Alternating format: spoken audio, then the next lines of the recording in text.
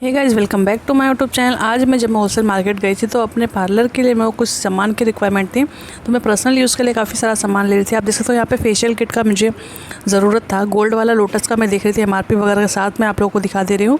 यहाँ पे नेचर्स का ग्लोइंग गोल्ड था फेशियल किट। एमआरपी की बात करो तो ये 1000 रुपीज़ का था। यहाँ देख सकते हो 1000 रुपीज़। गोल्ड में और डायमंड में मुझे चाहिए था, तो जितने भी ब्रांड उनके पास अवेलेबल था वो मुझे वहाँ पे दिखा दिए गए थे। बायोरिच का मेरे को दिखाया गया था। यहाँ पे मुझे इसका क्वालिटी का मुझे उतना नॉलेज नहीं था, इस वजह से मेरे को डाउट हो रहा था कि ये लेना चाहिए या नहीं लेना चाहिए। इसके अंदर सारे 6 स्टेप्स भी थे, बाकी तब देख ही रही थी मैं, जो अवेलेबल था वो देख रही थी। यहाँ पे आयुर्वेद का था गोल्ड वाला फेशियल, ये भी ठीक ठाक रिजल्ट रहता है। इसके एमआरपी की बात करो तो आप इजीली सेल करना चाहते हो तो वो भी सेल कर सकते हो। नेक्स्ट यहाँ पे रिचफिल का गोल्ड फेशियल किट था। ये थोड़ा सा कॉस्टली पड़ता है, इसको अगर हाई रेंज पे करेंगे तब जाके आपको बेनिफिट होगा इसके अंदर। यहाँ देख सकते हो काफ़ी सारे रेंज अवेलेबल हो जाते हैं इसके अंदर। वीएलसीसी गोल्ड फेशियल किट में सिंगल यूज़ तो मैं आप लोगों को दिखाई हुई थी। इसको मैं एक बार लेकर के भी आई थी, जिसको कस्टमर को चाहिए था उनको सेल करने के लिए। नेक्स्ट हमें यहाँ पे FAYC का दे दिया गया था, लेकिन वो मुझे मतलब उतना पर्सनली फेवरेट नहीं था, वो मैंने इग्नोर कर दिया। नेक्स्ट यहाँ पे जैसे तो सारा वैरायटी यहाँ पे अवेलेबल था, तो मुझे इसमें से एक सिलेक्ट करना था। एक्चुअली मुझे 2 सिलेक्ट करना था, लेकिन जो मेरे को ब्रांड चाहिए था वो इनके पास अवेलेबल नहीं था। तो जो भी मुझे यहाँ पे दिखाया गया मुझे उसमें से देख सकते हो, यहाँ पे डॉक्टर रसील का भी मुझे गोल्ड फेशियल किट दिखाया गया था। वो मीडियम रेंज में आप कर सकते हो इजीली। तो यहाँ पे देख सकते हो सारा रेंज अवेलेबल हो चुका था।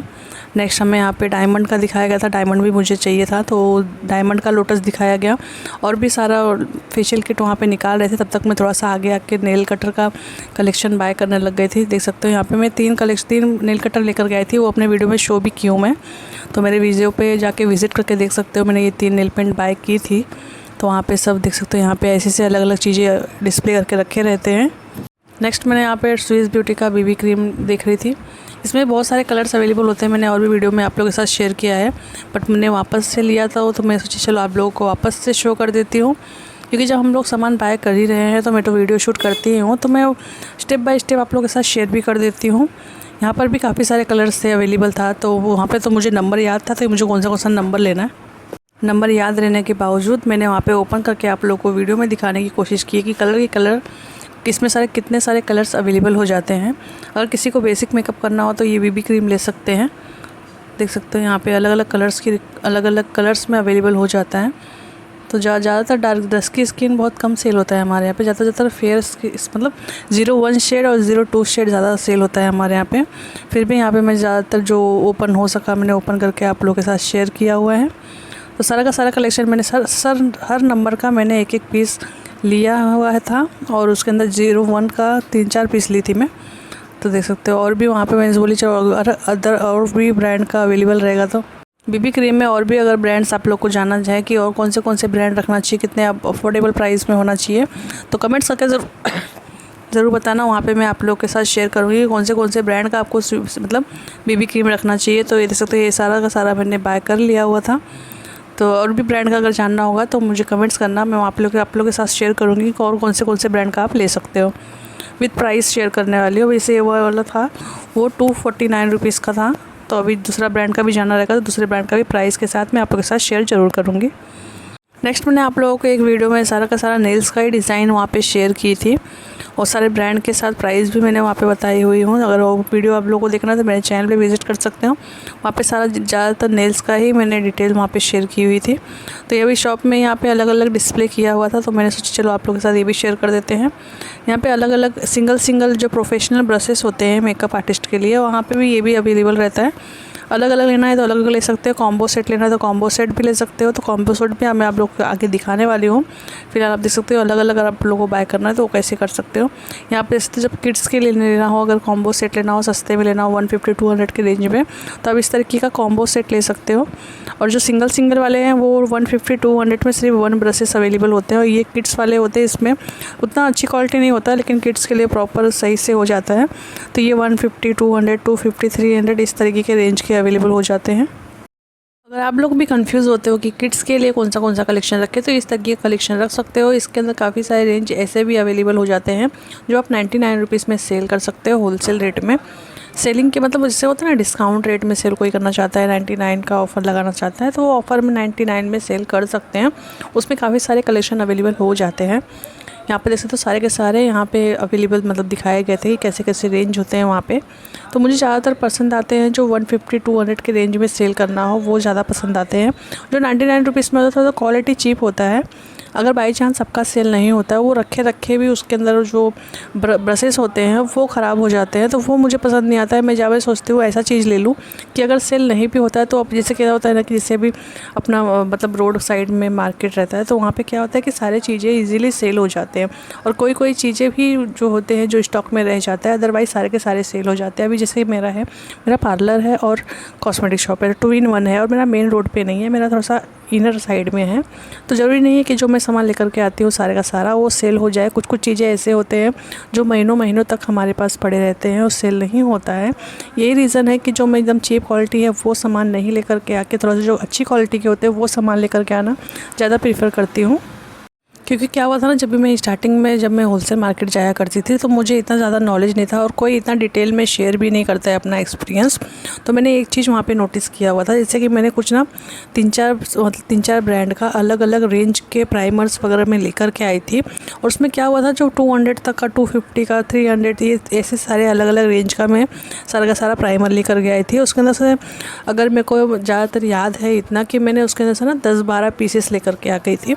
और मेकअप का आपको को पता है, जब भी कभी कोई फेस्टिवल रहता है, शादी वगैरह में जाते हैं तो ही लोग मेकअप का सारा रेंज अवेलेबल मतलब लेते हैं। कुछ कुछ होते हैं कि जो सिर्फ फाउंडेशन वगैरह कॉम्पैक्ट ले लेंगे, प्राइमर वगैरह नहीं लेते हैं। प्राइमर वही लोग लेते हैं जिनके स्किन में थोड़ा सा प्रॉब्लम होता है और प्रॉब्लमेटिक स्किन होती है, अगर उनको मेकअप में ज़्यादा इंटरेस्ट होता है वही लोग लेते हैं। तो वो क्या होता है कि ज़्यादातर प्राइमर सेल थोड़ा कम होता है। और मुझे लगा था स्टार्टिंग में ले रही हूँ तो मैं थोड़ा सा बजट भी हाई लेकर के गई थी। मैं तकरीबन 30,000 रुपीज़ में लेकर गई थी सिर्फ मेकअप के किट के, मतलब सिर्फ मेकअप रेंज लेने के लिए, और कुछ भी मुझे बाय नहीं करना था। इस वजह से मैं वहाँ पे क्वांटिटी मैंने ज़्यादा उठा लिया था। प्राइमर का 10-12 पीसेस मैंने उठाई हुई थी, और फाउंडेशन का भी 10-12 में उठाई थी। बट ये मैंने ध्यान नहीं दिया कि प्राइमर तो बहुत कम लोग बाय करते हैं, जिनको सारा मेकअप का स्टेप बाय स्टेप बाय करना होता है वही प्राइमर बाय करते हैं, अदरवाइज़ फाउंडेशन ज़्यादा सेल होता है। तो मैंने 12 पीस प्राइमर ले ली थी, 12 पीस फाउंडेशन ली थी। फाउंडेशन तो 1 मंथ के अंदर ही मेरा ख़त्म हो गया था, लेकिन जो प्राइमर था वो 2 पीसेस मेरे तकरीबन, मतलब उसके अंदर एक्सपायरी डेट जो थे ना वो मुझे उन्होंने पुराना वाला दिया था। लाइक अगर इससे मैं फॉर एग्जांपल बता रही हूँ, जैसे कि आपने लेकर के आया 2023 में और वो सामान आपका था 2021-22 का, तो वो ज़्यादा रेंज क्या होता है, 3 ईयर्स 4 ईयर्स का ही एक्सपायरी डेट उसके अंदर मेंटेन रहता है। तो वो 2015 का लास्ट डेट था। अभी जैसे कि अभी 2015 अभी चल रहा है, उसके अंदर कुछ मंथ के होते हैं, जैसे फर्स्ट मंथ, सेकंड मंथ जो भी होता है उसके अंदर, तो उसके अंदर अगर आपने सेल कर दिया तो ठीक। और क्या होता है ना कि जब 25 का उसके अंदर एक्सपायरी डेट है तो लोग भी एक्सपायरी डेट आजकल देखते हैं कि जो हमारे पास एक्सपायरी डेट है वो पुराना होना चाहिए, नया नहीं होना चाहिए।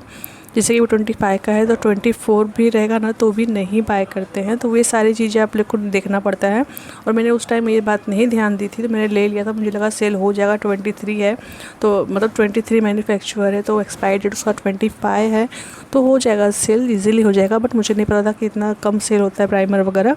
तो ये एग्जाम्पल के लिए मैंने आप लोगों के साथ शेयर किया है, ताकि आप लोगों को समझ में आ जाए कि आप लोगों को क्या ज़्यादा बाय करना चाहिए और क्या कम बाय करना चाहिए। कम बाय आपको वही चीज़ करना चाहिए जो बहुत कम लोग बाय करते हैं। अभी बेस के लिए ज़्यादातर फाउंडेशन मेकअप के लिए यूज़ में आता है, काजल प्राइमर मतलब काजल वगैरह, मॉइस्चराइज़र वगैरह ये सब यूज़ में आता है, तो इसकी क्वांटिटी आप लोग बढ़ा सकते हो।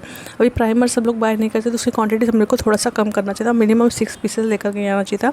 आपने नोटिस किया होगा कि अभी मैं प्राइमर 3 पीस 4 पीस 5 पीस इतना ही लेकर के आती हूँ, इससे ज़्यादा नहीं लेकर के आती हूँ। इस वजह से ना मेरा वो बहुत लॉस में हो गया था, और उसके अंदर एक्सपायरी डेट भी बचा था, 24 था जब भी, तभी से वो सेल होना बंद हो चुका था, क्योंकि ज़्यादातर देख रहे थे कि सिर्फ ये 1 साल ही बचा हुआ है, तो वो लेना ही सेल मतलब मेरा सेल होना ही बंद हो चुका था। तब से एक भी कोई बाय नहीं कर रहा था।